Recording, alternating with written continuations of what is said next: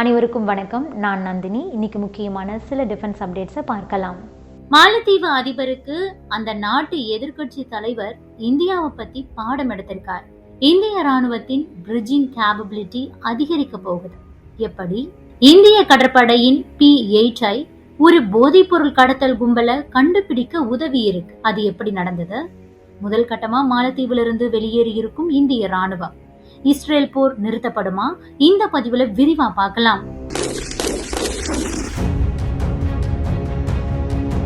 முதலில் DRDO உள்நாட்டிலேயே தயாரிக்கப்பட்ட மாடுலார் பிரிட்ஜ இந்திய ராணுவத்துக்கிட்ட ஒப்படைச்சிருக்காங்க. 41 மாடுலர் பிரிட்ஜ தயாரிக்கிறதுக்கு கடந்த 2023ஆம் ஆண்டு பிப்ரவரி 8ஆம் தேதி 2585 கோடி ரூபாய் மதிப்புல ஒப்பந்தம் போடப்பட்டது. ஒவ்வொன்றும் 46 மீட்டர் நீளம் கொண்டது. ஒரே ஸ்பேன்ல மெக்கானிக்கலா அந்த பாலத்தை லான்ச் பண்ண முடியும். அடுத்த 4 ஆண்டுகளுக்குள்ள 41 மாடுலர் பிரிட்ஜ தயார் செய்து கொடுக்க போறாங்க. அதுல முதல் ஒன்றுதான் தற்போது படையில இணைக்கப்பட்டிருக்கு. நமது ராணுவ வீரர்கள் ஒரு கால்வாய் அல்லது பள்ளத்தை விரைவில் தாண்டி செல்வதற்கு இது உதவும். இதன் மூலமா தான் நம்ம ராணுவத்தின் அந்த பிரிட்ஜிங் கேபபிலிட்டி அதிகமாகுது. போர்க்களத்துல மட்டும் கிடையாது, பேரிடர் சார்ந்த அந்த மீட்பு நடவடிக்கைகளின் போதும் கூட இந்த மாடுலர் பாலங்கள் நம்ம ராணுவத்துக்கு ரொம்பவே உதவியா இருக்கும். தற்போது நமது இந்திய ராணுவத்துல MGB அப்படின்னு சொல்லப்படக்கூடிய manually launched medium girder bridges தான் பயன்படுத்தப்பட்டு வருது. இது பாத்தீங்கன்னா லோ வெயிட் மற்றும் மேன் போர்ட்டபிள் பிரிட்ஜ். ஒவ்வொரு பார்ட்டா எடுத்து அதை ராணுவ வீரர்கள் அனைவரும் சேர்ந்து அசம்பிள் பண்ற மாதிரி தான் இருக்கும்.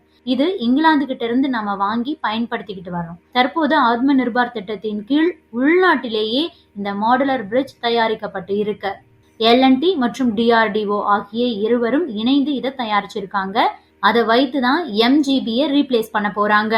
அடுத்ததா இந்திய கடற்படையும் NCB எனப்படும் போதைப் பொருள் கடத்தல் தடுப்பு பிரிவினரும் இணைந்து குஜராத் கடற்கரைக்கு பக்கத்துல 3300 கிலோகிராம் எடை கொண்ட போதைப் பொருட்களை கைப்பற்றியிருக்காங்க. இந்திய கடற்படையின் P-8I LRMR எனப்படும் லாங் ரேஞ்ச் மேரிடைம் ரெகானிசன்ஸ் ஏர்கிராப்ட்ல ரோந்து பணிகள்ல ஈடுபட்டிருந்த போதுதான் இந்த விஷயத்தையே கண்டுபிடிக்க முடிஞ்சிருக்கு. உடனடியா அருகில் ரோந்து பணியில் ஈடுபட்டிருந்த இந்தியன் நேவிக்கு சொந்தமான கப்பல் சந்தேகத்திற்கு இடமான போட்டை நோக்கி திருப்பி விடப்பட்டிருக்கு. அப்போதுதான் அந்த போட்ல பாகிஸ்தான் மற்றும் ஈரானை சேர்ந்த 5 பேர் போதைப் பொருள் கடத்தல்ல ஈடுபட்டிருக்காங்க அப்படிங்கிறது தெரிய வந்திருக்கு. அவங்க கிட்ட கிட்டத்தட்ட 3089 கிலோகிராம் சரஸ், 158 கிலோகிராம் மெத்தாம்ஃபெட்டமைன், 25 கிலோகிராம் மார்பின் ஆகியவை பறிமுதல் செய்யப்பட்டிருக்கு. சரஸ் அப்படிங்கிறது கஞ்சா செடியோட பிசின்ல இருந்து தயாரிக்கப்படும் ஒரு வகையான போதைப் பொருள்.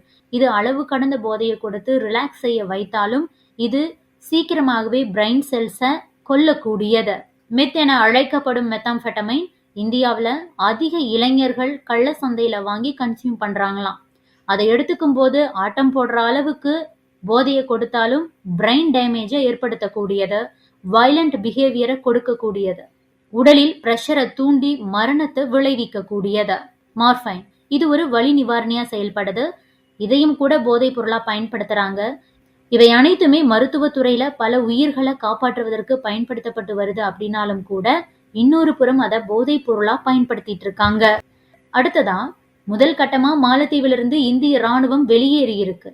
மாலத்தீவுல புதிய அதிபரா முகமது மொய்சு தேர்ந்தெடுக்கப்பட்டதுல இருந்தே நமது இந்திய ராணுவத்தை மாலத்தீவிலிருந்து வெளியேற்றுவதில் அவர் குறியா இருக்காரு. 2 நாடுகளுக்கு இடையே நடந்த பேச்சுவார்த்தையின்படி ராணுவ வீரர்கள் அங்கிருந்து வெளியேற வேண்டும். அவர்களுக்கு பதிலா இந்தியாவிலிருந்து திறமையான தொழில்நுட்ப குழு நியமிக்கப்படுவாங்க அப்படின்னு முடிவெடுக்கப்பட்டது.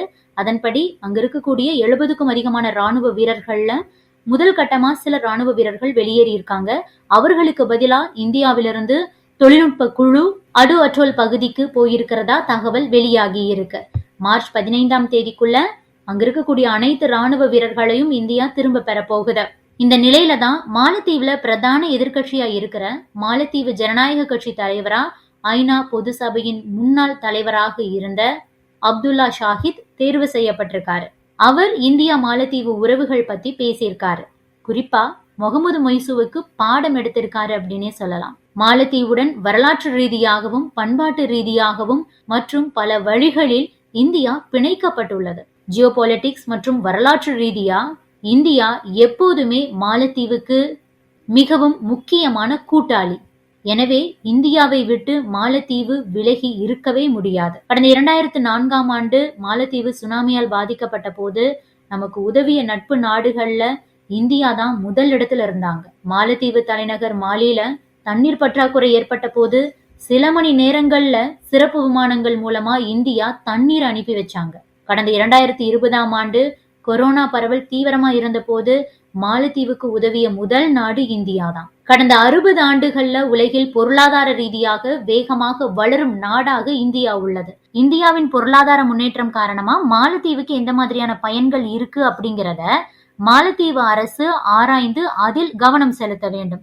தற்போது மாலத்தீவுடைய வெளியுறவு கொள்கையில் அதிபர் முகமது மொய்சு மாற்றங்களை கொண்டு வந்திருக்காரு அப்படின்னாலும் கூட இந்தியாவுடனான உறவில் குழப்பத்தை ஏற்படுத்துவது அப்படிங்கிறது சாத்தியமில்லாத ஒன்று அப்படின்னு பேசியிருக்காரு மாலத்தீவுடைய பிரதான எதிர்கட்சியான மாலத்தீவு ஜனநாயக கட்சி தலைவர் அப்துல்லா ஷாஹித். அடுத்ததா ரமலான் மாதத்தை ஒட்டி இஸ்ரேல் போர் நிறுத்தம் பண்ணலாம் அப்படிங்கிற ஒரு முடிவுக்கு வந்திருக்காங்களாம். இருந்தாலும் ஒரு கண்டிஷன் இருக்கு. மார்ச் 10ஆம் தேதி ரமலான் மாதம் தொடங்க போகுது. இஸ்லாமியர்களின் புனித பண்டிகையா கருதப்படும் ரம்ஜான் தினத்தை முன்னிட்டு இஸ்ரேல் ஹமாஸ் போர் நிறுத்தம் செய்ய இருக்கிறதா தகவல் வெளியாகிட்டு இருக்கு. கடந்த ஆண்டு அக்டோபர் மாதம் 7ஆம் தேதி ஹமாஸ் அமைப்பு இஸ்ரேல் மீது தாக்குதலை நடத்த ஆரம்பிச்சாங்க. இதுல காசாவில் இருக்கக்கூடிய மக்கள் தான் அதிகமா பாதிக்கப்பட்டு வர்றாங்க. இதற்கிடையில தான் அமெரிக்கா, கத்தார், எகிப்து உள்ளிட்ட நாடுகள் இந்த பிரச்சனைக்கு தீர்வு காண வேண்டும் அப்படின்னுட்டு பேச்சுவார்த்தைகளை நடத்திக்கிட்டு இருக்காங்க. இது தொடர்பா அமெரிக்க அதிபர் ஜோ பைடன் செய்தியாளர்கள் கிட்ட பேசியிருந்தாரு. அப்போதுதான் முக்கியமான தகவலை சொல்லியிருக்காரு. இஸ்ரேல் ஹமாஸ் இடையில் போர் நிறுத்த உடன்படிக்கையில் சுமூக முடிவு ஏற்பட்டால் பரஸ்பர கைதிகள் விடுவிப்பு, 6 வார கால தற்காலிக போர் நிறுத்தம் ஆகியவை நிறைவேறும்னு எதிர்பார்க்கப்படுவதா சொல்லியிருக்காரு. ஆக அமெரிக்கா இஸ்ரேல் கிட்ட இந்த போர் நிறுத்தம் தொடர்பா பேசி இருக்கு அப்படிங்கிறது இதன் மூலமா தெரிய வந்திருக்கு.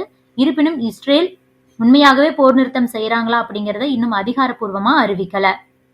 அடுத்ததா இந்தியா, ஜப்பான் ஆகிய 2 நாட்டு ராணுவ வீரர்களும் சேர்ந்து ராஜஸ்தான்ல போர் பயிற்சிகளை மேற்கொண்டு வர்றாங்க. கடந்த 26ஆம் தேதி தொடங்கின இந்த பயிற்சிகள் வர மார்ச் 9ஆம் தேதி வரைக்கும் நடைபெற போகுது.